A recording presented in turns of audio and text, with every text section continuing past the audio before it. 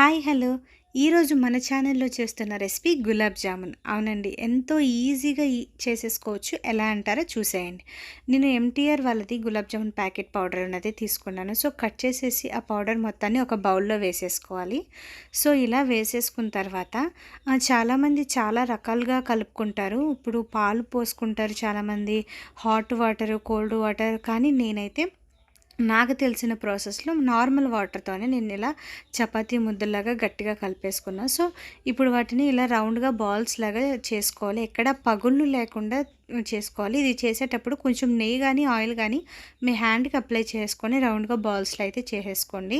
ఇలాగే పంచదార పాకం కూడా పెట్టుకోవాలి. మీరు ఎంతైతే షుగర్ తింటారో తక్కువ తినే వాళ్ళకి గానీ, ఎక్కువ తినే వాళ్ళకి గానీ మీ రుచికి సరిపడా క్వాంటిటీ చూసి పాకం తీసుకోవాలి. అలాగే యాలకుల పొడి కూడా దంచి పక్కన పెట్టేసుకోండి. సో, ఇలా అయితే మన గులాబ్ జామ్ బాల్స్ అన్నీ రెడీ అయిపోయినాయి.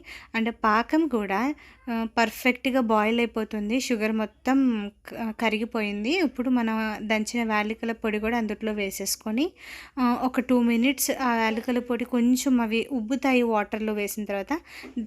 ఆ తర్వాత కట్టేసుకోండి. ఇలా ఒక పాన్ తీసేసుకొని ఆయిల్ వేసి నేను కొంచెం నెయ్యి కూడా యాడ్ చేసుకున్నాను కొంచెం టేస్ట్ కోసం. తర్వాత మనము బాగా వేడెక్కిన తర్వాత రౌండ్‌గా మనం చుట్టుకున్న బాల్స్ గులాబ్ జామున్ అన్నిటిని వాటిలో వదిలేసి లో ఫ్లేమ్‌లో వేయించుకోవాలి. హై ఫ్లేమ్ పెడితే ఇవి వెంటనే కలర్ చేంజ్ అయిపోతాయి. లోపల గట్టిగానే ఉంటాయి తినేటప్పుడు. సో, ఇలా లో ఫ్లేమ్‌లో గనక వేయించుకొని చూసారా మంచి గోల్డెన్ బ్రౌన్ కలర్ వచ్చేసినాయి. సో, అలా వచ్చిన ఒక్కొక్కటిని తీసేసి మనం ఆల్రెడీ తయారు చేసి పక్కన పెట్టుకున్న పాకంలో ఇలా వేసేసుకోవడమే.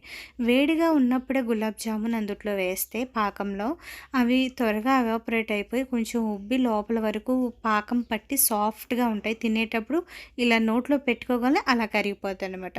సో ఇంతేనండి, వెరీ ఈజీ గులాబ్ జామున్. మీరు కూడా ఒకసారి ట్రై చేసి చూడండి. నా వీడియో నచ్చితే లైక్, షేర్, సబ్స్క్రైబ్, సపోర్ట్ చేయండి.